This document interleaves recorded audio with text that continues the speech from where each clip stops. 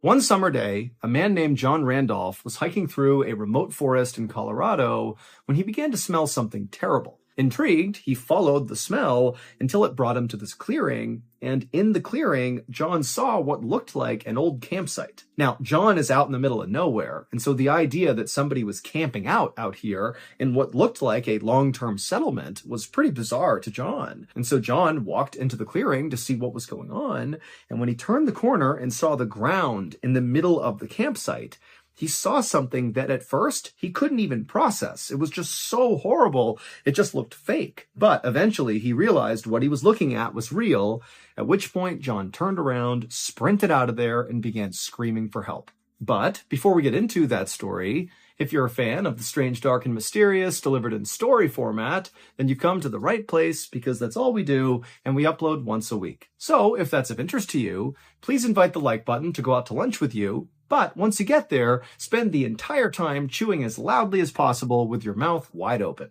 Also, please subscribe to our channel and turn on all notifications so you don't miss any of our weekly uploads. Okay, let's get into today's story.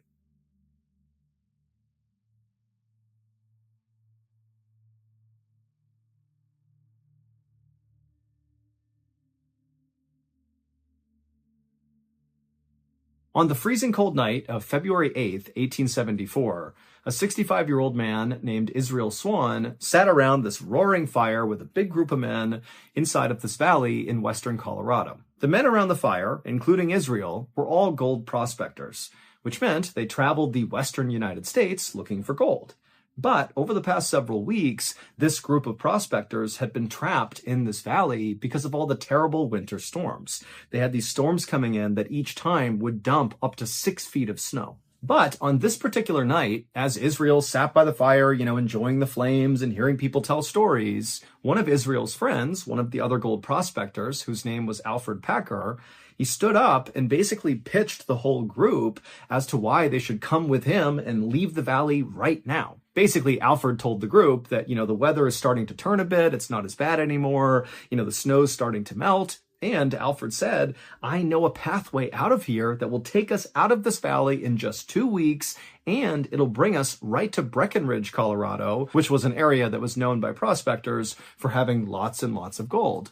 And so Alfred's basically telling them, this is a win-win. We can get out of here sooner, and we can get rich. After Alfred made this pitch, he sat back down, and everybody just stayed quiet for a second. And Israel, he kind of looked around and watched to see if anybody would take Alfred up on his proposition. Now, Israel knew, unlike him, most of the other prospectors didn't like Alfred. They said he was lazy and difficult. But Israel felt like that was really not the reason they did not like his friend. He believed the reason other people did not like Alfred was because Alfred had epilepsy, which meant he periodically had seizures. And because he had seizures, it kind of made him a liability for journeys like this, where, the whole group really needs to rely on everybody, and everybody needs to pull their own weight. And so they were kind of worried about a guy who at any moment could just become kind of useless because he was having a seizure. But for Israel, Alfred's epilepsy really didn't matter. He didn't feel like Alfred was some huge liability. He felt like Alfred was actually very smart and quite bold. And so for him to stand up and make this pitch just kind of felt like in keeping with who he was. He was somebody that wanted to get things done, and, Israel liked that about him. However, just because Israel liked Alfred, that didn't mean he was just going to naturally go with Alfred and do his big plan, but he was at least thinking about it. And as Israel was weighing out the pros and cons of, whether or not he should go with Alfred, he happened to look across the fire and he saw one of the men, this really big guy, was sitting there looking really serious and just shaking his head slowly back and forth like, no, you guys can't be considering leaving early. And then the big guy stood up and he held out his hand right in front of Alfred, basically telling him, like, don't say another word. And then this guy, while still looking at Alfred, he said, if you leave right now, all of your friends will die. And then this big guy sat back down again, and then everybody around the fire just sat there really tense for a few seconds in total silence. The big man who had just spoken was not a gold prospector. He was actually very different than the rest of the people sitting around this fire. His name was Ure, and he was a Native American chief of the Tabawatch band of the Ute tribe. And Chief Ure had actually saved the lives of everybody, Israel and Alfred included, who was sitting around this fire. because a few weeks earlier, this whole group of gold prospectors had wound up lost in this valley, which was the valley where Chief Ure lived with his tribe, and he had found them stumbling around on the brink of death with all the snow coming down. And so Chief Ure and his people brought the prospectors some food and water. They helped them set up a campsite right near a river, and then Chief Ure told them to stay put in this campsite and ride out the winter, and then in the springtime, when the snow melts, it'll be safe for you all to leave. Now, at first, the gold prospectors were only thankful and just totally psyched that Chief Ure had found them and given them this campsite. I mean, this was great. And so they had no problem agreeing to, wait until the spring to finally leave. But now, after several weeks of being kind of trapped in this camp, the whole group was really starting to get restless. They were worried if they didn't leave soon, there'd be no more gold for them to mine. And for Israel specifically, there was even more pressure on him to go out and find gold, because he had told his family that this would be his last treasure hunting adventure ever.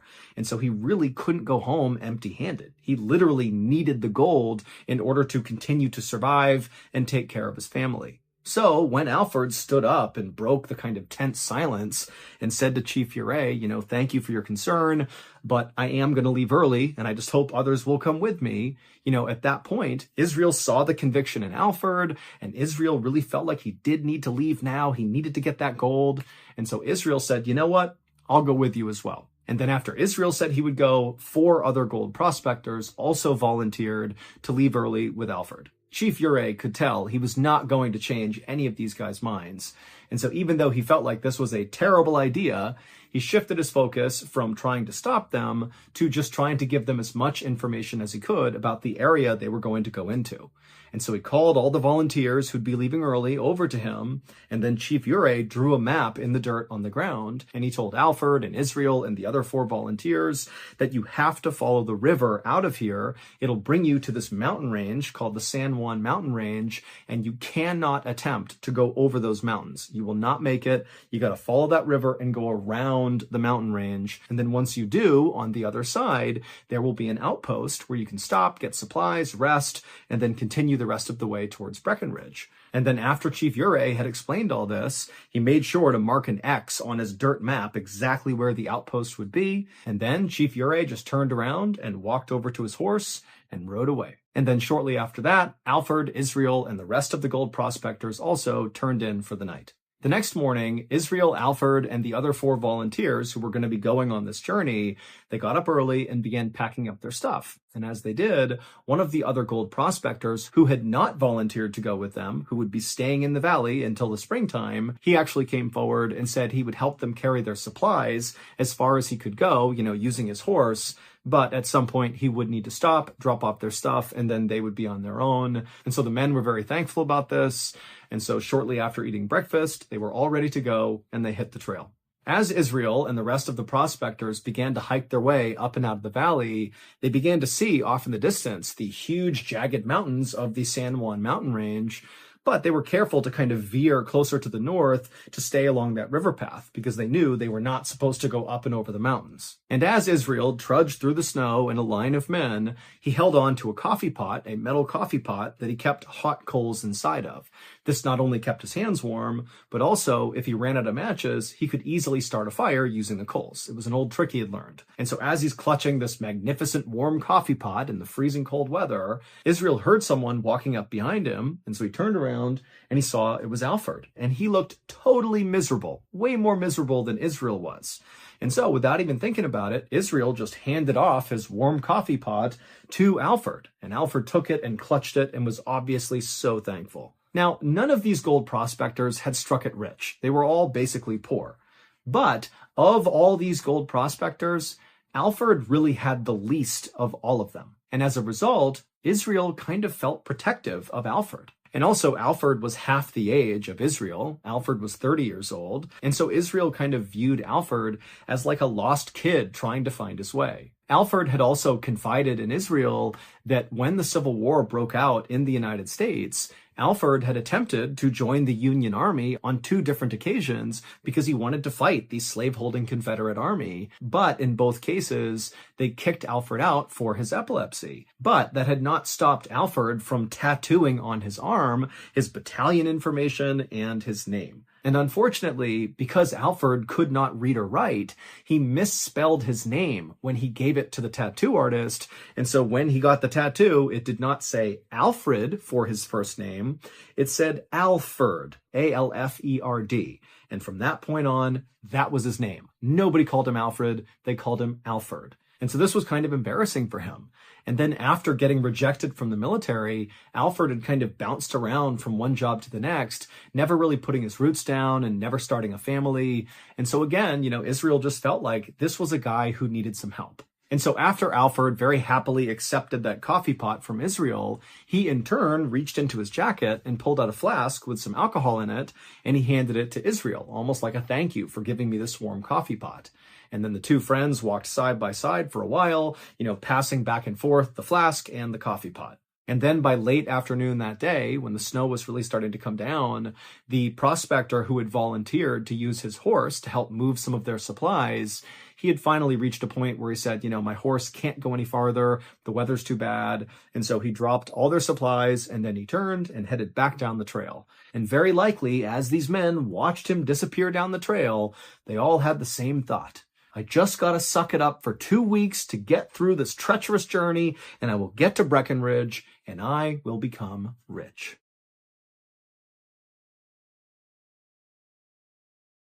Thank you to BetterHelp for sponsoring today's video. Taking care of our mental health is no longer considered a taboo subject. However, actually asking for help when you are the one who's struggling feels just as taboo as ever. There's this fear that you'll be viewed as weak if you ask for help and show a side of you that's kind of vulnerable, when in reality, it's really the opposite. Asking for help when you need it shows strength. And if you do it, it's like right away, your life will improve. The second you let somebody else in, things are going to get better. I can say confidently that if I had not allowed somebody into my life, a therapist, back in 2018 when I was totally depressed, I don't know if I'd still be here. I was going down a very dark path, and I fundamentally believe therapy is what saved my life. Look, therapy is not a one-size-fits-all solution, but if you're struggling right now, I would really encourage you to give it a try. Plus, with the new year having just happened, now is a great time to finally take the plunge and give therapy a shot. And a great therapy platform, especially for people who have never used therapy before, is BetterHelp.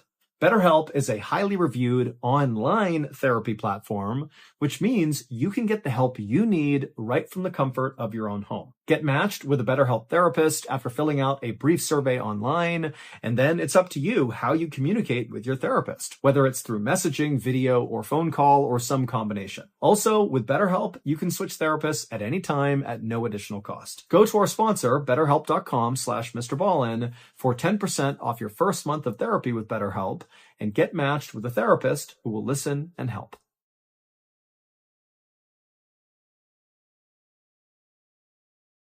Two weeks would pass by, and Alfred, Israel, and the other four prospectors did not show up at that outpost that Chief Uray had pointed out, which was on the other side of the San Juan Mountains. That was going to be their first official stop before they continued the rest of the way to Breckenridge. And then another 2 weeks went by, and still they did not show up at the outpost, and they didn't show up at any of the other camps in the surrounding areas. Now, Alfred's big plan for this group was really dependent on the weather holding up.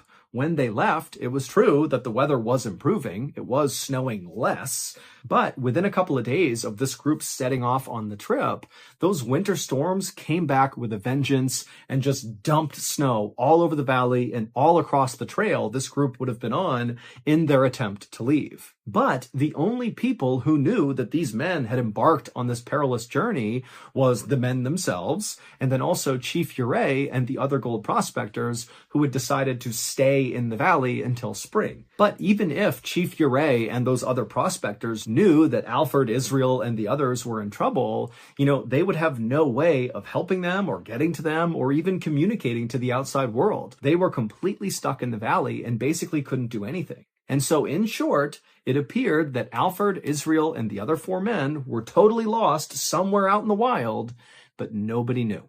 But that would all change on April 16th, 1874, roughly 2 months after Israel, Alfred, and the others had begun what was supposed to be a 2-week-long journey. That morning, a group of officials who manned the outpost that Israel and Alfred and the others were supposed to go to, they were having breakfast in one of the outpost's little log cabins. And as they're eating and talking to each other, suddenly from behind them, the door to the cabin flies open, and these officials, they turn around and they see standing in the doorway is this totally disheveled looking guy with long hair that's sticking up in the air and a huge bushy beard. And in one hand, he's got a rifle, and in the other hand, he's got a metal coffee pot.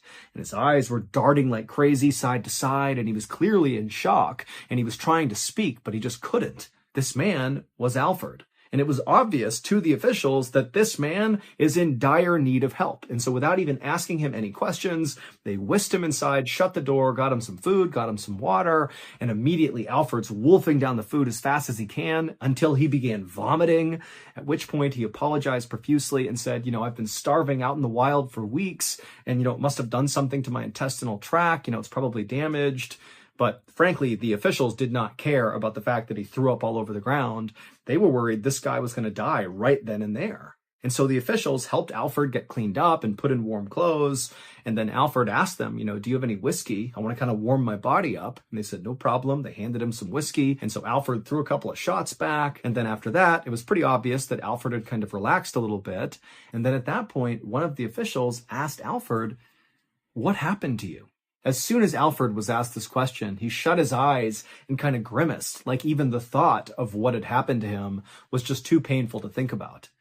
But after a moment of silence, Alfred, with his eyes still closed, told the officials that he had been with 5 men and they were trying to hike their way out of the valley to get to Breckenridge, Colorado to look for gold. But as they were hiking this trail, this huge storm came in and made it really hard to navigate the trail they were on. And so the group decided they would actually cut through the San Juan mountain range, the thing Chief Ure said, don't do that, do not go over the mountains. They decided to do that. But as they were traversing these treacherous mountains, it was clear that Alfred was just not keeping up with the group. And so unfortunately, they made the decision to leave Alfred behind to die. And he knew he was being abandoned to die. And so he had to watch as his 5 friends, disappeared into the snow. But amazingly, Alfred did not die. Instead, he would spend the next nearly 2 months stumbling through the snowy forest, having no idea where he was going, eating roots and flowers and looking for shelter any chance he got. But the thing that really allowed him to survive out in the wild was when he was abandoned by the 5 others, he was in possession of that coffee pot that had the coals inside of it. And so at night, he was able to start fires. And then also at one point, he was so hungry that he cooked his leather shoes in the fire and ate them because, again, this guy is starving. And so really, he was on the brink of death when he randomly stumbled into this outpost and found this cabin. After Alfred finished telling his story, the officials were just totally shocked and silent. And Alfred eventually would ask them a question. He would say, have any of my men come through here? Did anybody else survive? And they would say, no, it's only you. We have not seen anybody else. Now, the officials did not send out a search party right away, mostly because it seemed kind of obvious that Alfred's men were likely dead by this point. It's been 2 months since they started that journey. The chances are just not good that they have survived. But even if these other men were not dead yet, the officials had no idea where to begin their search. They knew that if they actually wanted to go looking for these guys, they would need Alfred to lead the search because he's the only one who knows where they could be. But Alfred was not healthy enough to go out in the wild and lead a search. And so for several weeks, Alfred just stayed in the outpost, resting and recovering. And then finally, when he was healthy enough, he would go out and lead a search party to go find the missing men. But unfortunately, he couldn't find anything. And so it wasn't until that summer, when all the snow had finally melted, that the mystery was finally solved about what happened to those other men. On August 20th, 1874, a traveling artist named John Randolph was hiking through a forest in western Colorado, roughly in the area where those other prospectors would have been walking on their attempt to leave the valley. And as John Randolph was walking through that area, he began smelling this horrible smell. And so John followed the smell until it brought him to this clearing. And then in the clearing was what looked like an old beat-up campsite. And so, being curious, John walked into the clearing to see who was in this campsite. But when he turned the corner and saw what was on the ground in the middle of this campsite, He froze because on the ground in the middle of this campsite were 5 dead men all lying perfectly in a row. They were the source of the terrible smell. And right away, even though John was in shock from what he's seeing, he could tell that these 5 men did not die from something natural. One guy was missing his head altogether, and the other 4 had obvious signs of something being smashed really hard, probably repeatedly, into their heads. But that wasn't all. The other thing John immediately noticed is that the 5 bodies were in very different states of decay. 2 of the bodies were basically skeletons, but the other 3 were not. They were basically intact. Their chests had been cut and flayed open, but they all looked like they had died somewhat recently. In fact, one of the men looked so lively that it seemed like he was just sleeping, despite the gaping wound in his chest and his head that clearly indicated he was dead. Now, John wanted to turn and run away. But he had this morbid curiosity. He wanted to know what he was even looking at. What happened to these guys? And so, kind of against his better judgment, he walked a little bit closer to the bodies. And when he got close enough, he noticed something else that was totally off about the scene. When he was looking down at these men, he could tell that the wounds they had sustained, especially in their chest, looked surgical, like whoever had wounded them, whoever had cut them, had done so with an incredible amount of precision. This was not random hacks that got these guys killed. This was like a butcher carving up meat. And then John happened to look up from these 5 bodies, and he noticed just a little ways away was the remains of a burned out fire pit. And then there was a trail that kind of led off into the woods behind the fire. And so again, John, he wants to run, but he can't help but be really curious.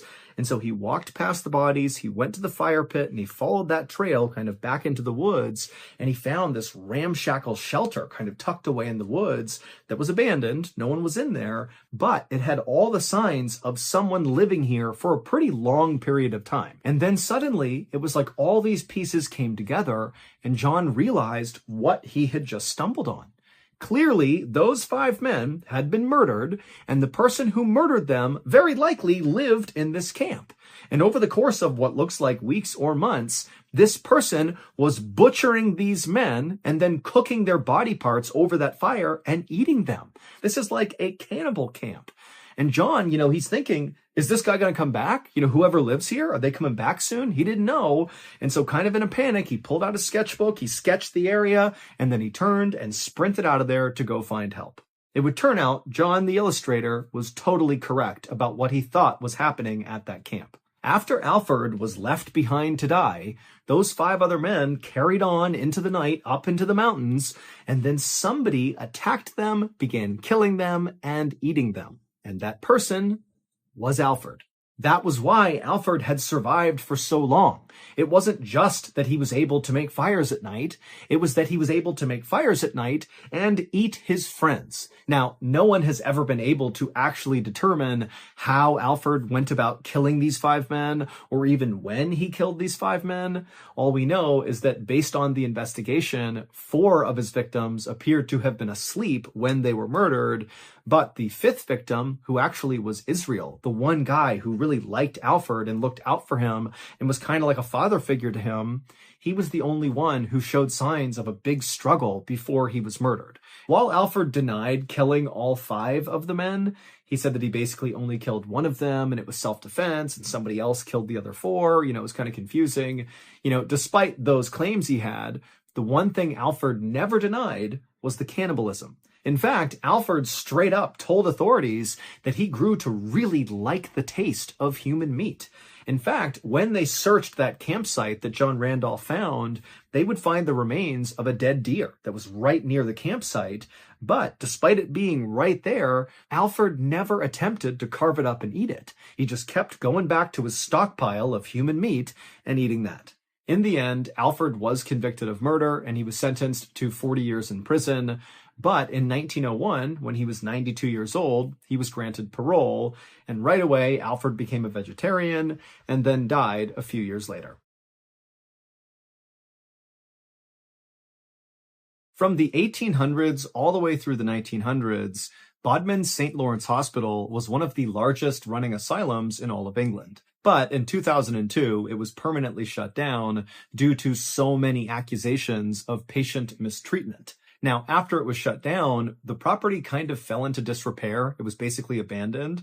And so when it became totally overgrown, it began attracting vandals and urban explorers. And so the owners of the property finally just put up a fence all the way around the hospital, and they hired security guards to patrol the property at night to keep vandals out. And so these security guards began doing that, and very quickly, they began reporting that they were seeing and hearing things they couldn't explain on this property. They'd hear things like footsteps on floors that they knew were vacant, or they'd hear doors slamming, and at least one guard claimed to have seen a gurney roll into the hallway from a room, but then when he checked the room, there was nobody in there. But perhaps the scariest account came from a security guard who, when he showed up for work that night, he was feeling kind of sick. And so when he was out walking the property, he found somewhere to lay down in one of the smaller hospital buildings. And as he was laying there with his eyes closed, he began hearing a tapping sound coming from outside. And so he stood up and he walked over to the window and he looked out into the night, but he couldn't see anything out there that would cause this tapping sound. And so he shrugged and turned back around to go lay down again.